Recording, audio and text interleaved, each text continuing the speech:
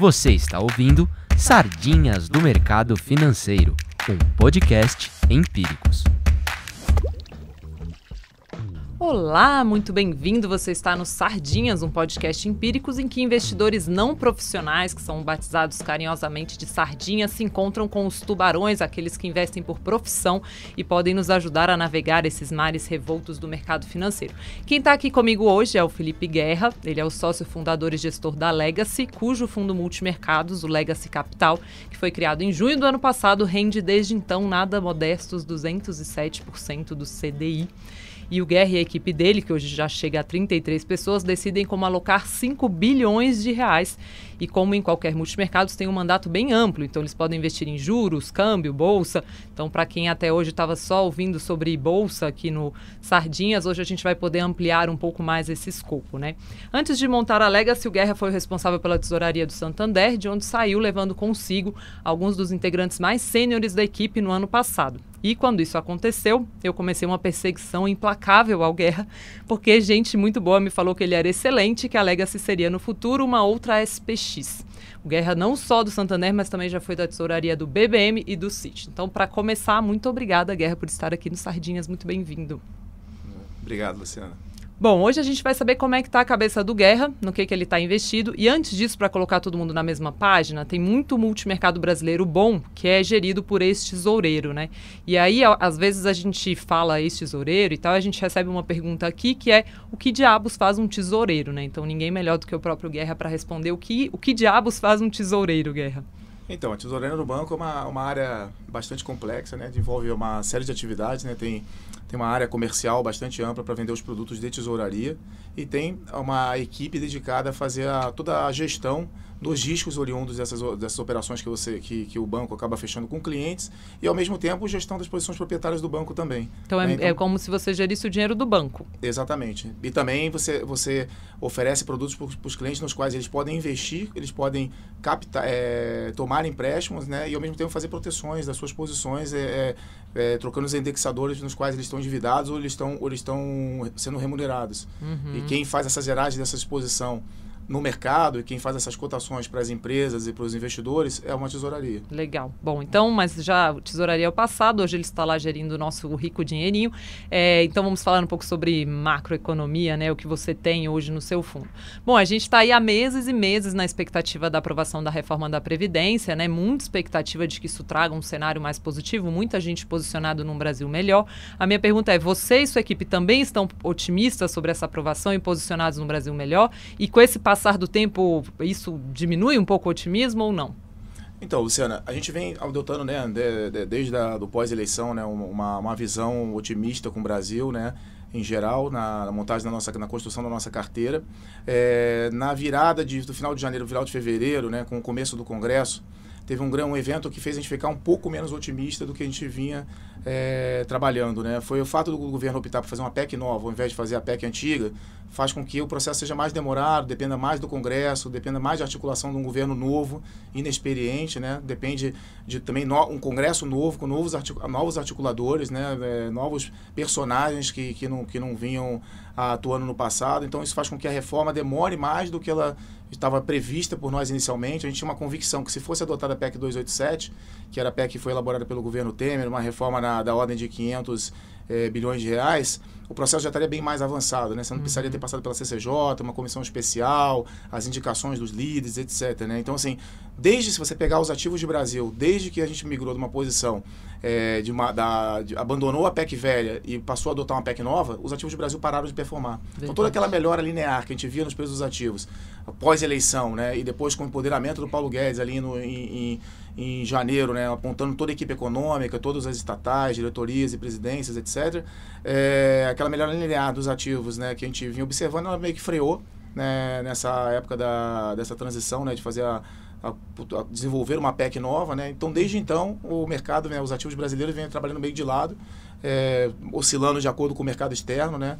E o Brasil não está gerando mais aquele retorno adicional que ele vinha gerando, além do que o retorno do mercado externo proporciona, né? Então, assim, a gente continua otimista que a reforma vai ser aprovada, vai se encontrar uma articulação, vão surgir esses novos personagens que vão fazer com que a reforma encaminhe. Ela hoje está bastante na mão do Rodrigo Maia, né, na liderança do Congresso. É uma reforma que foi muito bem elaborada pela equipe do Paulo. Ela está até difícil de mexer em alguns pontos dela para desidratar.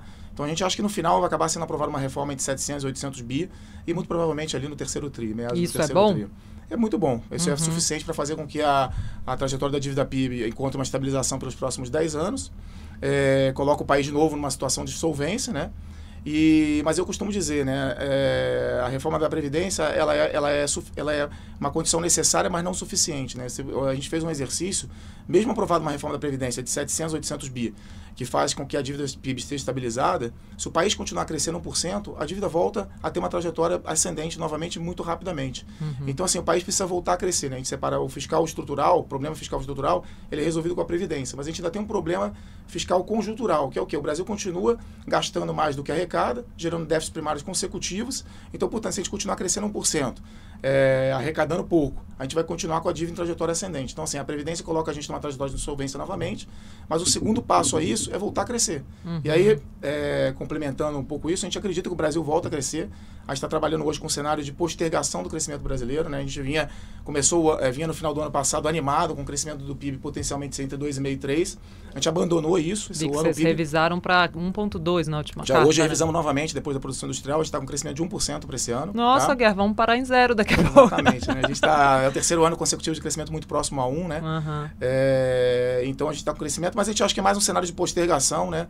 Por conta do atraso da reforma. A entrada do ano foi muito ruim, a indústria está muito ruim, tem um efeito um pouco da indústria extrativa, né? Com Brumadinho, etc. Tem alguns efeitos pontuais também que estão acontecendo no momento, que estão puxando o PIB para baixo.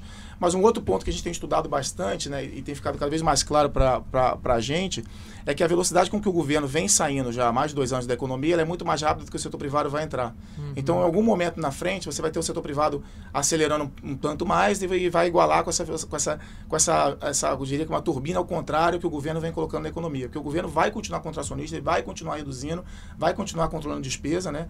Então, o setor privado precisa substituir o governo adiante. Então, a gente acha que ele vai substituir, mas demora um pouquinho mais. Você precisa de uma reforma da Previdência, um choque de confiança, um encaminhamento de uma agenda micro importante, né, que está para ser discutida, reforma tributária, uma segunda versão da reforma trabalhista, que seria uma carteira verde e amarela, privatizações e concessões, que é uma agenda forte tocada pelo governo aqui, já na venda de ativos. Então, assim, a combinação de um incremento na confiança a partir de uma reforma da Previdência e o avanço da agenda micro vai levar o país potencialmente a crescer em 2,5%, 3% no ano que vem. Então, ano que vem, novamente, né, a gente está no crescimento de 2,5%, 3%. Né? Já é o terceiro ano consecutivo que o mercado como um todo prevê um crescimento de 2,5%, 3% e rever para 1%. Né? Mas a gente continua acreditando que o cenário é mais de postergação do que um cenário de que o Brasil não pode crescer, que é um problema estrutural definitivo, um problema de PIB potencial. A gente continua acreditando que o crescimento vem, ele só está atrasando por conta desses fatores que eu citei. Certo. Guerra, falando, né, no que a gente esperou para os últimos anos e o que aconteceu, o que não aconteceu, tivemos os 2 últimos maios é lindo, né? Sei lá se existe plural de mês, mas do ano passado e do ano retrasado, bem ruins para o mercado, né? Você acredita, tem uma superstição hoje envolvendo maio, ou você acha que não... Luciana, a gente costuma sempre olhar muito a sazonalidade dos ativos, né? Certamente tem sazonalidade, é um tema importante para investimento, né? Tem alguns ativos que se comportam melhor no começo do ano, pior no meio do ano, e a gente estuda a sazonalidade, cada um tem sua particularidade, né? Tipo, geralmente o câmbio tende a funcionar bem em abril, porque tem a entrada da safra, da soja, né? E etc. Esse ano até nem trabalhou tão bem durante o mês de abril, mas a gente olha muito a questão da sazonalidade. É bem verdade que os últimos 2 maios, né, aqui para o Brasil foram traumáticos, né? Porque a gente enfrentou a questão da JBS, né? E depois teve a questão da greve dos caminhoneiros ano passado. Mas sim, foram eventos, né? Coincidentemente aconteceram no mês de maio. A gente não está esperando nenhum evento para esse mês. Mas agora, a gente também não estava esperando nos últimos 2 anos. Não estava esperando, né? A gente chama, né, são Black Swans, né? Cisnes negros. São eventos que acabam acontecendo inesperados, faz parte da nossa vida, faz parte do mercado. Mas a gente não espera nenhum para esse mês agora. E eu acho que o mercado, por estar um pouco traumatizado com maio, eu acho que as pessoas estão mais rediadas, mais protegidas e mais cautelosas para a entrada desse mês. Pode ser que seja um mês bom até, inclusive. Mês bom para comprar, porque vai estar todo mundo mundo na cautela e você vai estar lá passando a sua cestinha. Vamos avaliando. Tá certo. Qual ativo que deve se beneficiar mais desse cenário que você apresenta? Se realmente a reforma da Previdência vai ser aprovada alguma hora, né? A gente só não sabe quando. Que ativo para você deve se beneficiar mais dessa aprovação e desse novo ambiente de Brasil, né, que você fala? A gente vai tomar nossa decisão de investimento, em geral, a gente faz uma combinação de uma avaliação do cenário externo com uma avaliação do cenário local, né? Olhando exclusivamente para o cenário local, a gente o único mercado que nos chama mais atenção em termos de prêmio, o mercado que está mais premiado no momento aqui no Brasil é o câmbio, né? Então, se você faz uma avaliação do câmbio vis-à-vis os juros, vis-à-vis a bolsa, o câmbio está muito atrasado. Foi o mercado do Brasil que quase não performou no pós-eleição até agora, né? Vis-à-vis o DI, as NTNBs e a bolsa andaram razoavelmente bem desde outubro para cá, e o câmbio ficou muito atrasado. Então, quanto aos ativos do Brasil, o câmbio tem um prêmio razoável, e quando você compara o real quanto uma cesta de moedas lá fora, seja incluindo só os emergentes, ou seja incluindo todas as moedas, ainda tem um prêmio considerável também do real vis-à-vis outras moedas. Eu acho que um pouco explica, né? A gente fica tentando ver o que está por trás disso, né? Por que existe esse prêmio, o que pode explicar isso. Acho que é uma combinação de coisas, né? Acho que a gente está trabalhando com juros mais baixos, então o carry da moeda ele é diferente do que foi no passado. Que é aquele diferencial de juro entre os juros do brasileiro e os juros internacionais, né? Está muito próximo dos lows, mas já está aí há muito tempo nesse patamar, né? O crescimento também é sempre um fator importante para a moeda, né? A gente tem crescido menos, mas o mundo também está crescendo menos, então isso, você corta o crescimento baixo aqui, corta o crescimento baixo lá fora, isso deveria impactar menos. E o que eu acho que vem pegando muito é que as pessoas têm usado o câmbio como hedge para as posições otimistas do Brasil. Sim. Por isso que os outros ativos têm performado muito melhor, né? Então, é muito comum hoje você conversar com gestores, você vê posição comprada em bolsa, comprada em dólar, comprada em NTNB, comprada em dólar, aplicado nos juros, comprada em dólar. Até o ano passado, muita gente estava fazendo esse hedge no juro americano, né? Ficava comprado em Brasil, mas ficava em abertura de juro lá fora. Aí, como assustou muito no fim do ano passado esse tipo de proteção, a gente viu todo mundo começando a desmontar, a economia americana mais suspeita, né? Afinal, é uma aceleração ou é uma recessão ou não é nenhuma das duas coisas? E tenho visto mesmo mais gestores usando o dólar como proteção, né? Tanto que essa sua posição a gente pediu para as pessoas sugerirem perguntas no Twitter e uma das pessoas foi o Jorge, ele perguntou exatamente isso, que ele viu uma entrevista sua há um tempo em que você estava posicionado em real contra dólar e que a moeda americana vem ganhando bastante força, né? Perguntando se você ainda se posiciona na valorização do real, né? Sim. E você está ainda, né? A gente está ainda no câmbio aqui, né? A gente, basicamente, né, o câmbio está praticamente parado no ano, né? A gente está hoje trabalhando a 3,94, virou o ano a 3,92, então, assim, não tá, tem alguma volatilidade, mas que não está acontecendo muita coisa, né? E como eu comentei no começo, desde da questão de adotar, quando o governo adotou a PEC nova ao invés da antiga, todos os ativos do Brasil estão mais ou menos parados, né? Com exceção da NTNB, que teve um carry muito bom aí nos últimos... Você tinha também. No mês passado, depois a gente pode elaborar um pouquinho sobre essa posição. Mas no câmbio a gente está ainda, né? A gente tem o câmbio contra dólar, contra euro, contra uma cesta de moedas, a gente acha que o prêmio está bastante alto. Chama atenção, quando você olha na BMF, a posição dos investidores institucionais está no high, ou seja, está alinhado, né? As pessoas estão comprando... Em dólar ou em real? No dólar. Em contratos futuros de dólar comprado, se você somar os fundos, né?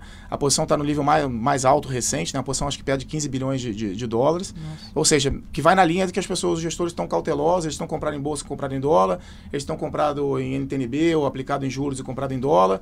Então, uma hora isso desarma, né? Se você olhar o fundamento, né? A gente sempre gosta de olhar preço, fundamento, né? O preço seria o prêmio que a gente está enxergando no momento, o fundamento e o técnico, né? O técnico a gente vê um mercado protegido, a gente vê um fundamento bom, conta corrente equilibrada, tem a questão do carry, tem a questão do crescimento baixo, que são os headwinds aqui, né, os ventos contra o câmbio, né? Mas a gente entende que a soma de tudo isso, preço, fundamento e técnico, recomenda uma posição tranquilamente comprada no real. Então a sua ideia é que à medida que a reforma da Previdência se tornar mais real e possível, esses investidores vão acabar desmontando essa grande proteção e você ganha com a sua posição em real? Seria mais ou menos exatamente, eu acho que esse é um ponto. Além disso, né, vale destacar também que o governo tem uma agenda bastante ambiciosa em termos de privatizações e concessões, né? O Brasil não tem poupança interna relevante para comprar todos os ativos que estão sendo colocados sobre a mesa. Na medida que o governo vai vendendo esses ativos, tem essa operação da TAG, tem inúmeras operações que a gente tem acompanhado nos jornais, né, no setor elétrico e etc. A gente se pergunta, né, quem vai comprar todo esse dólar? Até porque mais à frente a gente imagina o Brasil acelerando o crescimento, né? Então, assim, você vai ter um crescimento melhor, você vai ter flow melhor, né? Então, assim, quem vai comprar esse dólar adiante? Obviamente, também um outro ponto importante é sempre olhar como está o cenário externo, né? O dólar lá fora tem trabalhado próximo das máximas, mas ele também está de lado, né? Ele tem oscilado bastante próximos às máximas. A economia americana está bem, está forte, corrobora com uma visão de um dólar nesses patamares atuais, mas quando a gente olha o dólar historicamente como um todo, ele está caro, né? Ele vem subindo há muitos anos, está próximo das máximas, ele está em preços compatíveis com o que foi o câmbio em 98, 99, quando estourou todos os regimes de câmbios fixos em países emergentes, né? Então, assim, e uma outra coisa que chama atenção pra gente foi que quando você teve o sell-off da Bolsa no final do ano passado, a Bolsa caiu quase 20%, em geral são ambientes de aversão a risco, o dólar tende a se fortalecer, e o dólar não se fortaleceu nada no final do ano passado. Então, mostra pra gente que os países já estão com a conta corrente mais ajustada, você tem um fundamento um pouco melhor nos países emergentes, né? E, então, assim, essa compra de dólar hoje, ela é muito mais atrelada à questão do carry, a questão essa diferença de crescimento americano vis-à-vis o mundo no momento, mas que a gente acha que mais adiante isso vai se desmontando, vai revertendo, e a gente pode ver um dólar mais fraco globalmente também. É a sua maior posição hoje? Em termos de Brasil, sim, né? Paralela à posição de real contra outras moedas aqui localmente, né? A gente tem uma posição também comprada na Bolsa Americana. Então, peraí, você tem real contra dólar e contra outras moedas? Contra euro e contra outras moedas, tá? E também temos estruturas de opções para alavancar um pouco esse movimento. As volatilidades de moedas no mundo estão muito baixas, então favorece as estruturas de opções para ter uma certa alavancagem, se a gente tiver certo quanto ao movimento que pode acontecer nos próximos meses. Você falou de Bolsa Americana, tem uma pergunta aqui do Twitter também, do Leonardo. Ele gostaria muito de saber a sua visão sobre S&P, se está caro ou se está no preço, se você está comprado e se você prefere se expor com ou sem hedge do câmbio. Bom, é a nossa segunda maior posição, então a gente não acha que está cara, né? Acha que é para estar comprado. A gente continua acreditando, né, fortemente que os Estados Unidos a economia continua, né, crescendo, né, num ritmo menor do que vinha no passado, depois dos incentivos fiscais. A gente entende que esse ciclo é um ciclo mais longo, a gente não está na iminência da recessão, não há nenhuma indicação, né? Os dados dessa semana foram dados super bons, inclusive nos chamou muita atenção o dado de produtividade ontem, a produtividade nos Estados Unidos está subindo, isso permite o país crescer sem gerar inflação por mais um tempo, né?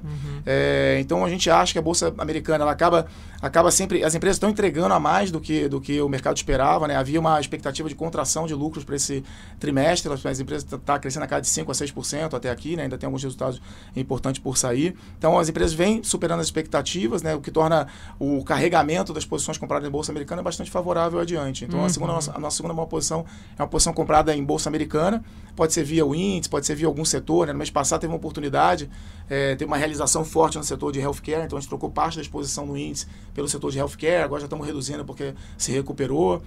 O setor de financials tende aí bem. É o setor de saúde, né?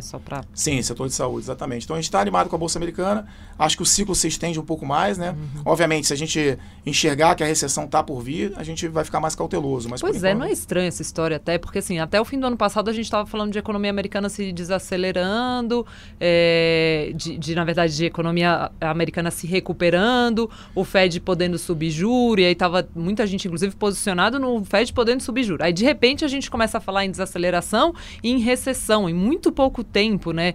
Não tem sinais meio estranhos vindos dos Estados Unidos? Aí eu vou emendar a pergunta que o Heitor mandou no Twitter também, que ele fala, o que você pensa sobre essa situação, né? O cara está com desemprego nas mínimas, inflação ancorada e, ao mesmo tempo, 10 anos de ciclo de alta, e esses sinais desencontrados de agora está crescendo demais, agora está desacelerando, né? Como interpretar esse cenário, esses sinais vindos dos Estados Unidos? Então, primeiro, combinado com os Estados Unidos, é importante também olhar como é que está o resto do mundo, né? O resto do mundo, ele vinha no final do ano num cenário de clara desaceleração, né? China e Ásia e Europa desacelerando bastante. O que a gente trabalha hoje como pano de fundo é um sinal de estabilização da economia global, né? A economia global vinha puxando os Estados Unidos um pouco na margem no final do ano para baixo, né? Então agora a gente está conseguindo ver o mundo, dados um pouco melhores de China, dados um pouco melhores de Europa, então a gente vê uma certa estabilização à frente do resto do mundo, ex-Estados Unidos, né? Isso dá uma ancoragem para a economia americana desacelerar e não desacelerar tanto quanto a gente imaginava no final do ano. Então, assim, esse ciclo pode ser um pouco mais longo. Outra coisa que acabou acontecendo nessa esteira, né, de uma economia global mais fraca, é que, em geral, todos os bancos centrais estão mais no campo estimulativo, né? Tinha meados do ano passado, tinha uma percepção de que os bancos centrais todos podiam reduzir, enxugar a liquidez do sistema, né, subjuros, retirar, fazer quantitative tightening, né, retirar a liquidez do sistema. Isso meio que se reverteu com a fraqueza da economia no final do ano passado, então os bancos centrais estão suportando a economia, né, estão mais com essa postura. E, paralelo a isso, o que é mais importante, a inflação está muito muito tranquila. Apesar de você ter inflação de salários, o core inflation, a inflação full headline, né, está super tranquila no mundo, né, em geral. Não tem inflação de fato, né? Então, assim, você tem um cenário no qual você tem um país, como os Estados Unidos, que está crescendo na casa de 2,5%, 3%, com inflação baixa, com produtividade subindo, né? Então, assim, para a gente é uma conjuntura muito favorável para estar comprado em bolsa. Sim, agora pensando de forma estrutural mesmo, né? Você com os seus botões na sua casa, você acha que isso não teria que explodir alguma hora, assim, falando, exagerando, mas essa liquidez global que de fato nunca é retirada, e se vier uma crise, os bancos centrais vão ter como injetar mais liquidez na economia, né? Essa perda desse instrumento de política monetária mesmo te assusta, te preocupa? Você acha que é normal? Acho que são ciclos, né? A gente tem que acompanhar os ciclos, cada país, cada região tem seu ciclo, né? O Brasil está aparentemente num ciclo completamente diferente do resto do mundo. Começando um novo ciclo econômico, né? O mundo já está chegando mais perto do late cycle, é sempre mais perigoso. Obviamente, comprar a bolsa nos highs é sempre mais perigoso do que comprar ela no preço mais baixo. Mas a gente continua trabalhando, em geral, né? Quando você estuda as crises passadas, você vê que a bolsa americana performa muito bem até 2 meses antes do primeiro print negativo de PIB, né? Então, até chegar a recessão. E como a gente não está vendo a recessão até meados do ano que vem, a bolsa americana vai continuar subindo. É muito difícil. A gente, em geral, né? A gente tem, no nosso histórico, se olhar os últimos anos, a gente ou trabalha comprado ou trabalha zerado na bolsa americana. É muito difícil você perseguir a venda da bolsa por conta do fim do ciclo, né? É difícil adivinhar quando é o fim do ciclo, né? Nem o Banco Central americano consegue isso, né? Nós daqui, operando, né? Vamos conseguir. Né? Tá certo. Então, falamos de bolsa americana. E a brasileira, Guerra, te anima ou não? Então, a gente, na composição do nosso portfólio, como a gente tem uma exposição a câmbio aqui local, a gente optou por ter mais bolsa estrangeira, bolsa global, né? Mais um call de bolsa global por esse ambiente de juros baixos, inflação controlada e estabilização da economia global, do que ter a bolsa brasileira, né? A bolsa brasileira vem com esse cenário de postergação do crescimento. A gente também gosta, numa composição, ela também deve subir, alinhado com... Mas a gente não enxerga no curto prazo, né? Vamos dizer, curto prazo, aí, nos próximos 3 meses, né, até um encaminhamento da reforma, que a Bolsa Americana a Bolsa Brasileira vai subir tão mais do que as bolsas globais. Né? Então, em geral, a gente acha que numa composição de portfólio, as bolsas externas, né, de países desenvolvidos, elas compõem melhor com a nossa carteira nesse momento. Mas você não fica vendido em Bolsa Brasileira Não, também. A gente acho que é compra. Assim, quando a gente avalia a Bolsa Brasileira, ela está muito próxima até abaixo um pouco da média dos últimos 5 anos, né, que foi um cenário terrível para o Brasil, contração de PIB, inflação super alta, né, contração de crédito, e o nosso cenário prospectivo dos próximos 5 anos indica que pode trabalhar com múltiplo mais alto e as empresas vão ter crescimento de lucro, né? Então você tem expansão de múltiplo e também crescimento de lucro. A gente é otimista com a bolsa também, só estamos esperando o melhor momento para voltar a carregar as posições de bolsa local. Legal. E na renda fixa você chegou a comentar da NTNB, né, que trouxe bons ganhos para vocês, inclusive que tinham a posição. E agora, ainda tem gordura aí para ganhar com pré ou com indexado à inflação? Então a gente está completamente zerado na renda fixa agora, né? A gente acabou de zerar o final das nossas posições. A gente trabalhou ali no pós-eleição, né, até o final de janeiro, com uma posição mais concentrada nas NTNBs de longo prazo. Quando a gente enxergou que a economia brasileira estava crescendo menos do que a gente imaginava e poderia vir uma discussão de corte de juros, a gente encurtou as Bs, a gente fez uma posição razoavelmente grande nas Bs curtas, né, no mercado. O que acabou acontecendo, né? Na verdade, o mercado, a gente não comprou a B porque a gente era autista com a inflação, né? Mas porque tinha uma perspectiva de eventualmente você ter um código de juros e porque o mercado estava precificando uma inflação muito próxima do que a gente tinha, né? Uma inflação baixa, né? Então, o que acabou acontecendo no curto prazo foi que o news flow para a inflação foi mais altista, né? Então, se a gente teve algum choque de ofertas, a gente teve alta de alimentos in natura, a gente teve... Agora estamos com a questão da proteína, por causa da gripe suína, etc. Então, assim, a gente chegou a ter uma previsão de inflação para esse ano de 3,6 e nós estamos com 4 para esse ano e 4 para o ano que vem. A gente tinha 3,6 para esse ano e 3,6 para o ano que vem. O qualitativo da inflação ainda é muito bom, quando você olha o core de serviços, né? Mas o que aconteceu até no começo do ano foi o seguinte, a gente tinha a inflação full a 3,6 e o core chegou até a subir. Mas como o full está bem abaixo da meta, então dava certo conforto para o mercado carregar as posições. Agora nós estamos muito próximo da meta, com qualitativo bom. Eu me pergunto se o qualitativo começar a piorar, o que vai acontecer com a renda fixa? Eu acho que vai piorar, entendeu? Assim, não acho que vai, porque a economia está frágil, mas a simetria já não é mais a mesma que a gente via alguns meses atrás. Então a gente está optando por ficar zerado, esperar alguma oportunidade, então, o seu cavalo clareza. Em Brasil é real mesmo, Por enquanto é o câmbio aqui, a gente tem mais clareza, eu acho que está mais premiado. Né? Agora, a economia está frágil, a qualidade da inflação ainda o qualitativo da inflação é bom, né?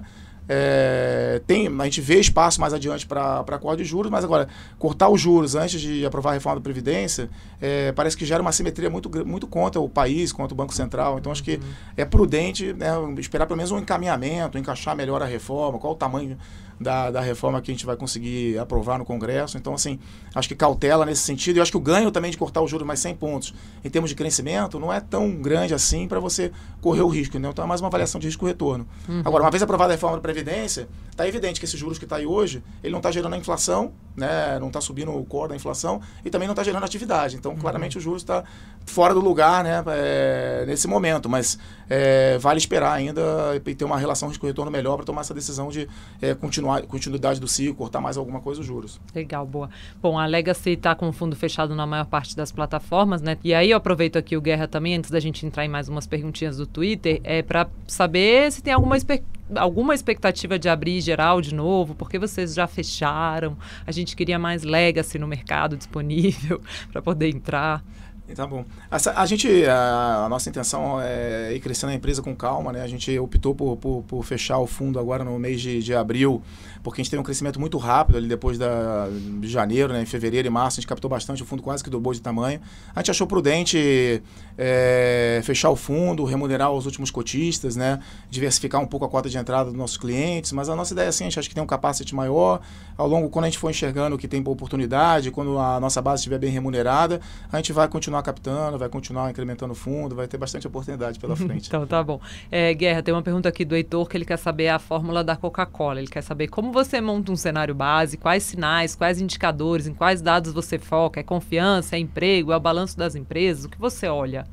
Então, esse é um trabalho de dia a dia, né? Um trabalho que é constante, a gente quase 24 horas por dia para calibrar, definir as posições, montagem de cenário, né? A gente tentando, né, chegar a como que a gente trabalha, a gente delineia um cenário operacional, né? Um cenário no qual nós pretendemos operar nos próximos meses, nos próximos semestres, né? E baseado nesse cenário operacional, a gente vai avaliando preço, fundamento e posição técnica do mercado, né? Então, assim, quando você tem vamos pegar o exemplo do real aqui, que a gente até discutiu, inclusive, né?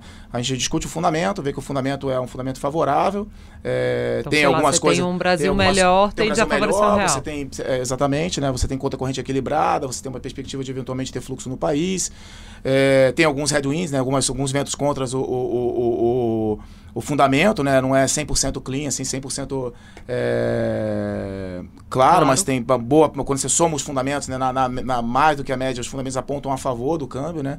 Então, você tem um fundamento bom, você olha o preço, você vê prêmio contra as outras moedas, contra os outros ativos do Brasil, né? Então, você tem uma combinação de fundamento bom, prêmio, né? Preço bom, e você tem uma posição técnica favorável, né? Que o mercado não é um call consensual, que está todo mundo investido, todo mundo gosta do câmbio. Pelo contrário, o que a gente vê hoje são as pessoas... Acho que você está bem contrassensual, na verdade, né? Nessa decisão. Não é difícil para você estar no contrassenso, assim, num dia, por exemplo, recentemente teve uma alta forte do dólar, né? Como é que você respira num dia como o que a gente tem feito, né, por saber, a gente tem já desde fevereiro optado por ter posições um pouco menores, porque a gente sabe que com a volatilidade da reforma vai dar a oportunidade de entrar em preços melhores, né? Inclusive, esse processo não vai ser um processo linear, a gente vai ter dias bons, né? Como os últimos dias que parece que tem uma articulação um pouco melhor com relação à reforma, uma conexão melhor entre o presidente do executivo e do legislativo, mas vão ainda ter ruídos, vão ter, né, percalços no meio do caminho, e a gente se prepara para isso, calibrando o tamanho das posições. Mas isso você fica sempre tranquilo ou você fica um pouco nervoso? A gente nunca está tranquilo.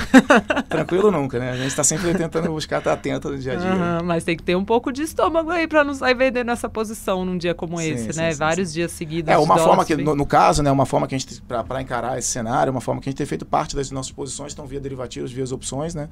Então, o que torna uma parte da posição ter perda limitada e dá espaço para a gente poder incrementar caso tenha melhores oportunidades no mercado. E se não tiver, a gente já está já está com o pé na canoa, e botar o segundo pé é sempre mais fácil. Já está com o pé na canoa, é ótimo. O Yuri complementa um pouco essa pergunta de como é que você monta a posição depois de você ter definido entrar no mercado. Você falou que considera um pouco questões técnicas. Ele pergunta se você começa a se posicionar num dia de queda, se você ou define o preço de entrada e pouco importa se o mercado está caindo. Como é que é esse sentimento do preço para poder entrar na posição? É a combinação de fundamento, preço e técnico, né? Às vezes você pode ter um fundamento muito bom, pode ter um técnico bom, mas o preço também já está esticado, então não vale a pena entrar. Então, se você tem a combinação favorável dessas 3 variáveis, a gente entra automaticamente, não fica esperando, né? Se você tem dúvida quanto a um desses 3 vetores, você espera um pouco, monta... A gente gosta muito de trabalhar entre nível 1 e nível 3, né? Se qual é a convicção alta, convicção média ou convicção baixa, né? Se for um call de convicção alta, a gente entra automaticamente para aproveitar a oportunidade e não perder a chance de estar no mercado, quando a gente tem a convicção. Se for uma convicção um pouco menor, você pode esperar um pouco mais o preço. Você bota um pezinho na canoa. Bota um pezinho na canoa, ok. Tem algumas perguntas aqui que eu acho que tem até a ver com isso que a gente acabou de falar. Sobre o Saci de Patinete, você vê que no Twitter temos realmente bons nomes, né? O pessoal é muito criativo nos seus perfis fakes. Ele pergunta por que os gestores macro estão 99% das vezes na mesma posição. E aí, antes até do Guerra responder, eu vou falar que eu acho que não é bem assim, né? Quando você pega o histórico em Brasil, realmente é muito comum os gestores terem ganhado dinheiro com o fechamento de juro, né? Mas quando a gente olha hoje, por exemplo, você está falando de uma posição aqui que poucos têm, né? O que você acha dessa... É uma crítica comum feita aos multimercados, de que eles são altamente correlacionados, todo mundo faz a mesma coisa? Não, desde que a gente montou a Legacy, a gente tem sido mais descorrelacionado, na verdade, né? A gente antecipou um outcome melhor na eleição, se posicionamos para isso, antecipamos esse movimento, né? A gente enxergou ali com clareza que o primeiro turno, ou a eleição, o Bolsonaro ganharia a eleição, ou ficaria tão claro que ele ganharia o segundo turno que o mercado já começaria o rally. Acho que pouca gente estava posicionada naquela época, né? O segundo momento, acho que já foi um pouco mais consensual ali, né? As pessoas já mais animadas com a agenda liberal do Paulo Guedes, o apontamento do time econômico, acho que tinha mais gente posicionada, mas mesmo assim funcionou, né? O mercado não quer dizer porque há um consenso que o mercado não vai funcionar, e também não quer dizer que porque você está fora do consenso também não vai funcionar a sua posição, né? Então, assim, a gente olha isso muito mais para definir o ponto de vista técnico, para avaliar a entrada na posição ou não, do que algo que vai dizer que tem mais oportunidade ou menos oportunidade, né? Então, assim, e agora a gente tem posições também que está diferente do mercado também, a gente está com bolsa mais lá fora, as pessoas parecem mais posicionadas na bolsa brasileira, o pessoal gosta de comprar o dólar, a gente está na outra ponta. Eu acho que o Saci fez essa pergunta para a pessoa errada, porque você é quem está em outra ponta. A gente monta o nosso cenário, obviamente a gente respeita muito o mercado, né? Uma coisa muito importante é isso, é sempre respeitar o mercado, tentar entender por que o argumento das pessoas que estão na outra ponta, por que as pessoas estão vendo isso, né? Avaliar, né? Você pode estar sempre errado ou não. E uma vez formando uma convicção, independente se tem consenso ou não tem consenso. Quando não tem consenso, em geral, o preço é melhor. Quando tem consenso, o preço já não é tão bom assim. de comprar, porque você tá Às vezes não. Não? Às vezes não. É muito Depende. tranquilo. Tem que ter um você faz yoga? Depende. O Heitor tem uma pergunta aqui. Qual dica você daria para quem quer ingressar no mercado financeiro hoje em dia com o objetivo de ser portfólio manager, gestor um dia? Então, Luciana, a minha carreira, né, assim, eu comecei, né, em banco, né, acho que o banco acaba sendo uma grande escola, né, você acaba conhecendo diversos ativos, né, por que as pessoas fazem, por que as empresas investem, por que as empresas tomam dinheiro, por que os investidores se posicionam de tal forma. Acho que o banco é sempre uma grande escola, assim, para quem quer começar no mercado financeiro, né. É uma carreira difícil, uma carreira de gestor, né, você tem no dia a dia, é intensa, você trabalha quase que 24 horas por dia, avaliando as posições, os cenários, você sempre tem sempre alguma coisa que está acontecendo em algum lugar, e a gente, que como você opera, não está vendo. E como a gente opera de forma global, a gente está sempre preocupado com alguma coisa, tem sempre algum evento por acontecer, né? Então é um perfil, né? Acho que a pessoa que busca trabalhar, né, em gestão, acho que é uma combinação de gostar de tomar risco, mas também ter um instinto de sobrevivência, né? Então, como você desenvolve isso, né? Acho que o banco é uma boa porta de entrada para você começar a aprender quais são os produtos, qual é a dinâmica do mercado, como é que as coisas funcionam, começar a tomar algum risco, né? Ver se você tem aptidão para tomar risco e ver se você tem aptidão também para ser um sobrevivente, né? Porque tomar risco é fácil, né? Sobreviver nos momentos difíceis, que é sempre o desafio. Qual né? foi o ponto mais difícil da sua carreira, assim, aquele momento que você olhou para o mercado e falou, nossa, o que está acontecendo aqui? Tem vários, né?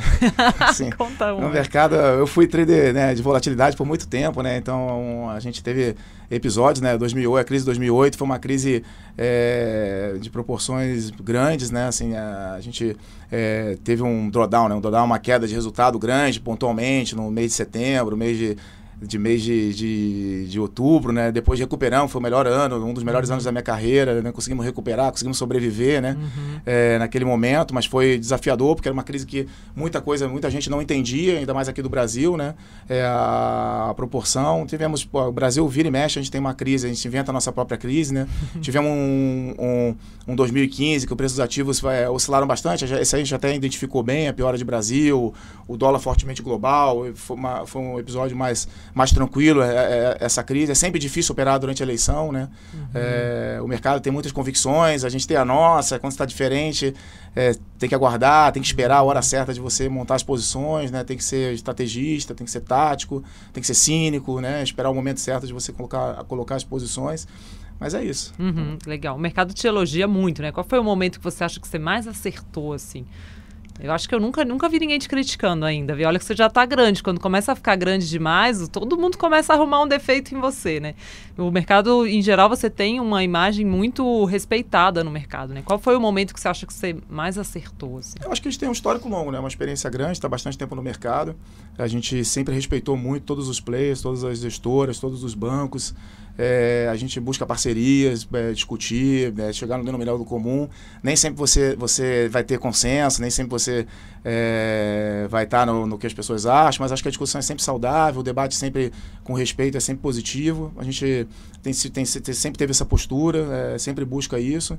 E eu acho que, na verdade, não tem um momento, um trade, eu acho que é uma combinação de coisas. Você vai montando seus calls, você vai ganhando dinheiro ao longo do tempo, você vai ganhando respeito, você vai dando respeito e você vai desenvolvendo a carreira e a coisa vai acontecendo meio que naturalmente. Mas fala aí um dia que você falou assim, nossa, agora acho que eu mandei bem. Não, como tiveram vários momentos difíceis, também tiveram vários momentos bons, né? A gente fizemos vários anos bons, né? A gente conseguiu identificar muito bem, né? Assim, o Brasil, acho que um grande ganho que a gente teve aí nos últimos anos foi saber identificar quando desligar o Brasil, quando ligar o Brasil novamente, quando ligar os Estados Unidos, quando desligar os Estados Unidos, né? Em termos de posições, né? Então, assim, a gente trabalhou bastante pessimista ali em 2015, conseguimos identificar a questão do impeachment no começo de 2016, viramos rapidamente as posições quando o mercado estava super pessimista, super comprado em câmbio. Ali a gente pegou, foi um grande momento, porque o mercado tinha uma posição gigantesca comprada em dólar, todo mundo tinha hedge de tudo, né? E a gente conseguiu sair rapidamente das posições e virar ao contrário, né? Aquele episódio que prendeu o marqueteiro, a mulher dele, ali ficou ficando claro pra gente que naquela época podia ter uma grande virada. Depois veio o impeachment de fato, aí teve um governo Temer com uma agenda super responsável, então ligado o Brasil a full aí durante bastante tempo. Acho que depois, uma coisa também que eu costumo comentar, né? O estrangeiro, o Brasil, ele é uma jabuticaba, né? Ele não é o que está no livro texto igual ao livro de economia, né? Quando a gente está crescendo, em geral, aqui no Brasil, a gente tem inflação controlada, porque a gente está fazendo a coisa certa. E quando a gente está em recessão, a gente gera inflação muito alta porque a casa está bagunçada. Então é o contrário do mundo, né? Então o estrangeiro tem dificuldade de entender isso, muitos locais também tiveram dificuldade de entender isso, e nos anos que o Brasil cresceu menos, estava em recessão, foi os anos que a gente ganhou mais dinheiro comprando inflação. Quando as pessoas achavam que não é possível, com recessão não vai ter inflação, etc e tal.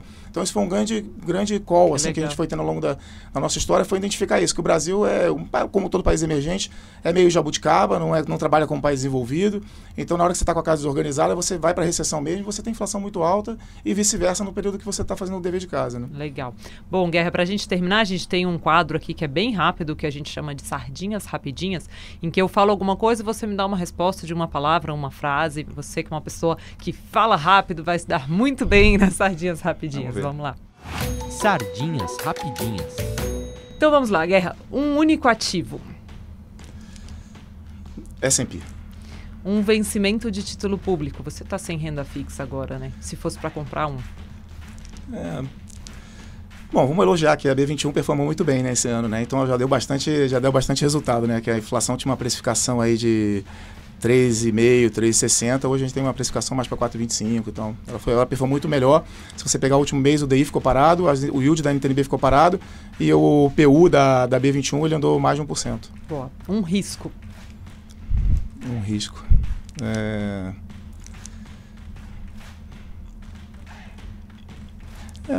O risco Brasil, né? A gente tá aqui.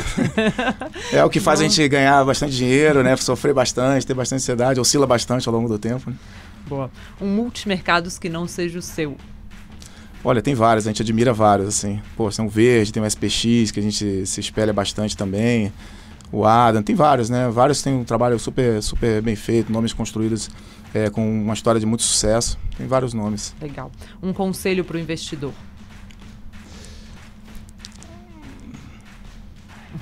Bom, o mais importante é sobreviver. Boa. Um ídolo. Acho que o Warren Buffett é uma boa referência, né? E para terminar, um livro. Eu acho que uma coisa que eu gosto sempre de acompanhar, né? Para não falar um nome só, Se você ler, uma coisa que é muito rica é você ler a carta das empresas, né, em geral, as grandes empresas americanas, por que elas chegaram onde chegaram. Você pegar todo ano, ler as cartas da Amazon, a carta da Berkshire, a carta da Apple, por que eles estão onde estão, o que eles passaram, quais foram as dificuldades. É sempre um super estudo, uma super recomendação. Boa dica. Até alguém tinha mandado no Twitter exatamente essa pergunta. É alguma leitura que é acessível para o investidor comum, né? Essas cartas são super acessíveis, estão de graça aí na internet, né? Qualquer um consegue ler. Sim. Guerra, muitíssimo obrigado pela sua participação, foi bem legal. Boa sorte para vocês aí na continuidade desse histórico do fundo, né? Que foi um começo bem bonito, né? Uma grande responsabilidade manter agora, né? Sim, vamos trabalhar bastante para isso. Legal, obrigada. Obrigada a você. Bom, você pode sugerir alguém para estar aqui no Sardinhas, no sardinhas@empiricus.com.br, ou mandar suas perguntas, ou mesmo procurar lá no Twitter, colocar #sardinhas, ou como você vem colocando aí perguntas e ajudando a gente a fazer entrevistas e conversas bem legais aqui. Obrigada, pessoal. A gente volta na semana que vem. Beijo, tchau, tchau.